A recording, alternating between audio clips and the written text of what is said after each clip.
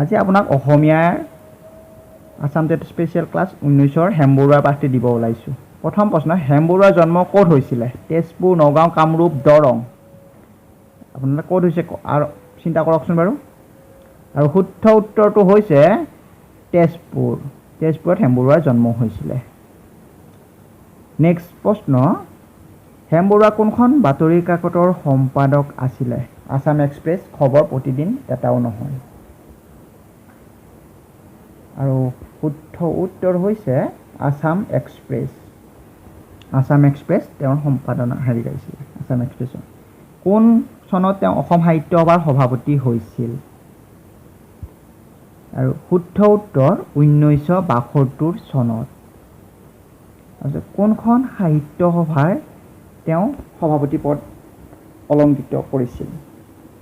আৰু শুদ্ধ উত্তৰ ধুবুৰী অধিৱেশনৰ। ধুবুৰী অধিৱেশনৰ তেওঁ সভাপতি হৈছিলে। নেক্সট কুৱেশ্যন, হেম বৰুৱাৰ কোনখন কিতাপ নহয়? সাগৰ দেখিছা, মেকং নং দেখিছা, আচু ফুল, সমৰ চানেকি। আৰু শুদ্ধ উত্তৰ ফুলৰ চানেকি। নেক্সট কুৱেশ্যন, 1957 চনৰ পৰা 1971 চনলৈ কোনজন কবি লোকসভাৰ সাংসদ হৈছিলে? আৰু ইয়াৰ শুদ্ধ উত্তৰ হৈছে আমাৰ প্ৰকৃত কবি হেম বৰুৱাদেৱ। নেক্সট প্ৰশ্ন, মমতাৰ চিঠি নামৰ কবিতাটো কাৰ ৰচনা? এইটো বহুত ইম্পৰ্টেণ্ট কবিতা হয়। অপশ্যনটো চাই ল'ব। আৰু শুদ্ধ উত্তৰ হৈছে হেম বৰুৱা।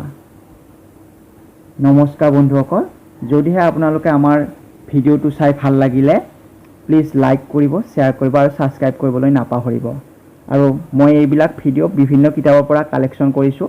যদি কিবা ভুল আপোনালোকে লক্ষ্য হয়, ভুল এটা দেখা পায়, নিশ্চয় আমাক অৱগত কৰিব। আৰু তেনেকুৱা ভুলৰ বাবে আমি সদায় দুখিত। ধন্যবাদ। শুভেচ্ছা থাকিল আপোনালোকক পৰীক্ষাৰ বাবে।